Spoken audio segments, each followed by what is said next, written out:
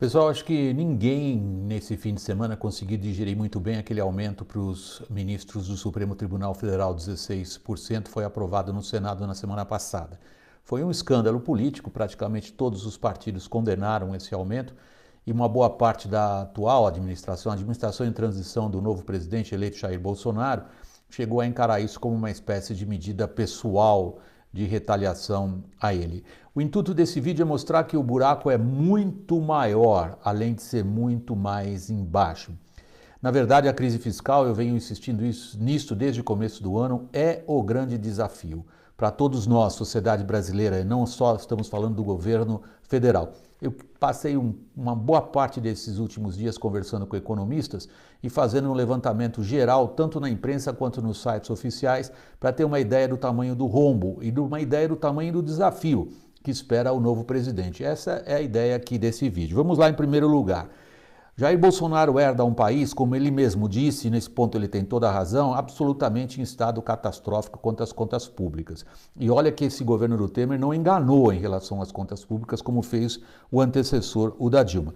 Primeiro fato que a gente tem que manter na cabeça é que há vários anos o Brasil não consegue realizar superávites primários. Gente, superávit primário é um negócio que não tem na minha casa, não tem na casa de vocês, não tem nas nossas casas, que significa o seguinte, quanto sobra depois do que eu ganhei, depois do que eu gastei, antes de pagar os juros. Isso não existe na vida de cada um de nós. A conta é final, mas para efeitos contábeis, para calcular as contas públicas, assume-se no Brasil essa que eu acho uma ficção do superávit primário, quanto é que sobra nas contas do governo antes do governo ter de pagar os juros. Aí então vocês pasmem.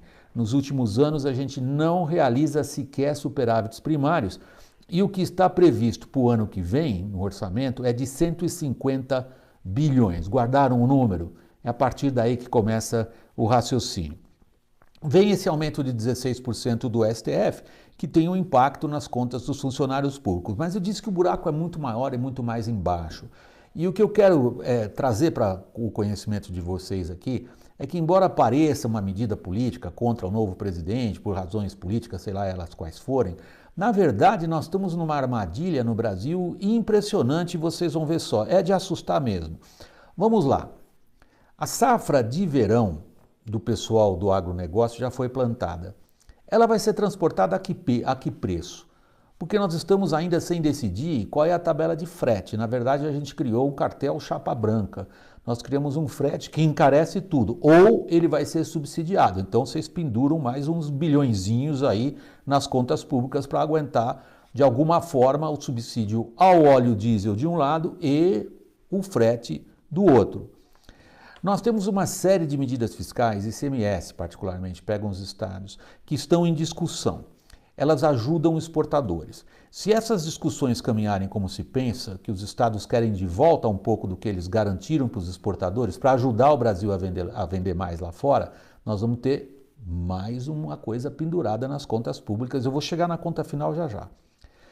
Nós temos ajustes automáticos de servidores em todos os níveis. Municipal, estadual, da União. O impacto ainda não está calculado, mas já há perspectivas de quanto é que isso vai custar para daqui 4 anos, eu volto lá atrás, lá no finzinho do vídeo a isso.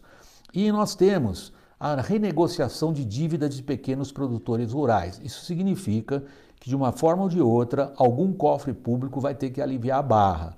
Eu não estou, percebam, assumindo aqui a posição nem moralista, nem cínica, de dizer que isso pode ou não pode, deve, não deve, é bonito, é feio.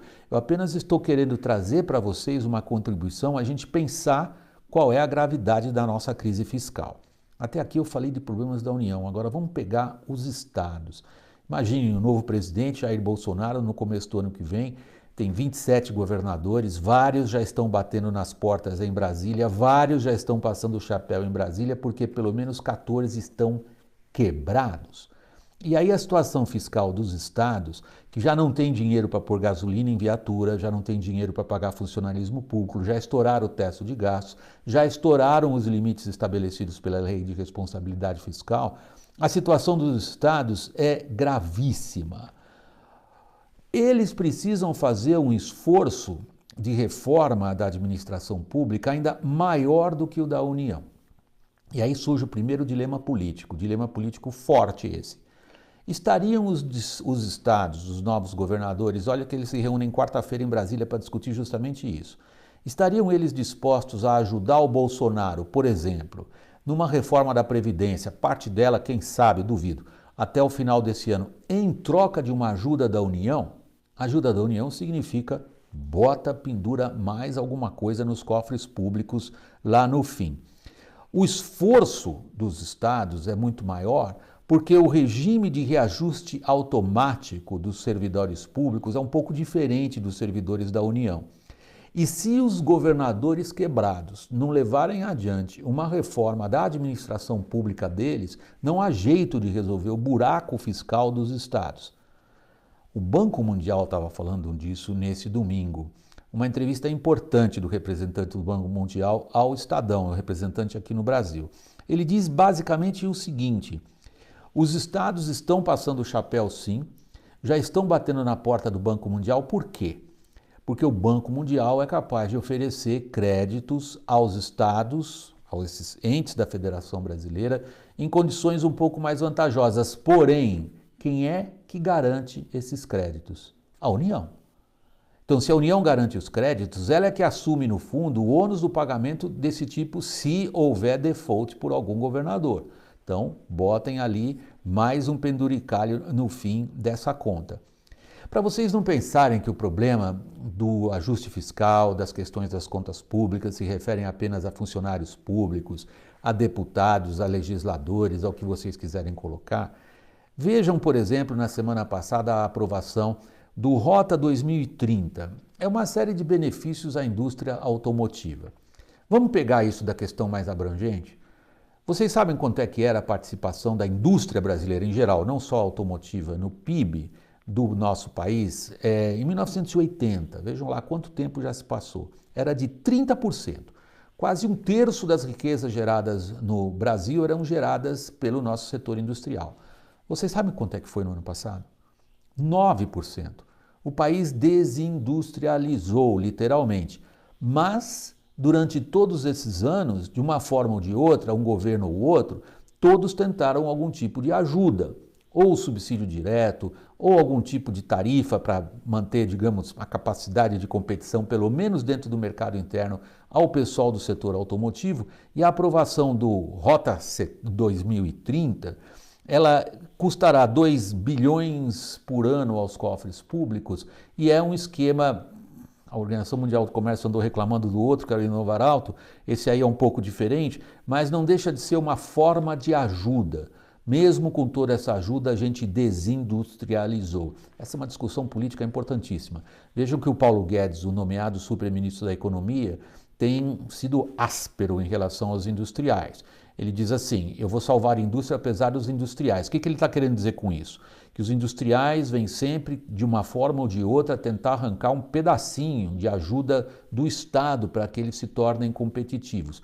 Vários deles se reuniram durante a semana que passou com o vice-presidente Mourão. O general Mourão tem um protagonismo muito grande como vice-presidente e ele se encontrou com alguns dos principais representantes de alguns dos setores da indústria mais assustados com o que pode acontecer em relação à abertura de economia. Eu prometi para vocês que ia dar uma espiada quanto é que é esse espeto, no final das contas, ao longo dos últimos 4 anos, para Jair Bolsonaro. Segundo os cálculos que eu encontrei na imprensa, é alguma coisa entre 240 e 260 bilhões de reais, além daqueles déficits que já estão programados em leis orçamentárias. Não sei se vocês entenderam qual foi a minha preocupação nesse vídeo sobre contas públicas, dirigido a vocês no domingo, que não é dia de pensar em coisa chata, mas enfim, não dá para a gente escapar disso. É mostrar que a questão é muito maior do que parece. Não é apenas do dá lá, toma cá, não são as articulações políticas de vingança ou não, ou para prejudicar ou não o novo presidente, mas é o fato de que é um país totalmente fatiado em interesses corporativistas, sejam eles do funcionalismo público, a expressão é o aumento para os ministros do STF, que vai em cascata para o funcionalismo público. Sejam os regimes de aposentadoria nos estados, sejam os interesses setoriais de indústrias, sejam os interesses setoriais, por exemplo, do agronegócio. O Brasil é todo fatiado nesse tipo de interesses. Colocar todo mundo, como diz o novo governo, no mesmo barco e entender que esse barco, se a gente continuar assim, afunda todo mundo junto, é o que eu chamo de articulação política. É o que eu tenho repetido, sobretudo em palestras aí pelo Brasil. Conseguir os 308 votos na Câmara dos Deputados para aprovar esta ou aquela medida de alteração da Constituição relevante para a questão, por exemplo, da Previdência ou da reforma trabalhista, tudo o que vocês quiserem, conseguir esses 308 votos é a parte mais fácil. A parte mais difícil é essa grande articulação política, que, se for bem feita, leva o país a enfrentar isto que eu quis caracterizar nesse vídeo para vocês. A questão não é a vingança política pessoal aqui ou ali. A questão é um país fatiado em interesses corporativistas, só que o dinheiro acabou, os cofres quebraram. Este é o grande desafio desse governo que ainda mal começou. Muito obrigado, inscrevam-se no canal, até o próximo vídeo. Tchau, pessoal.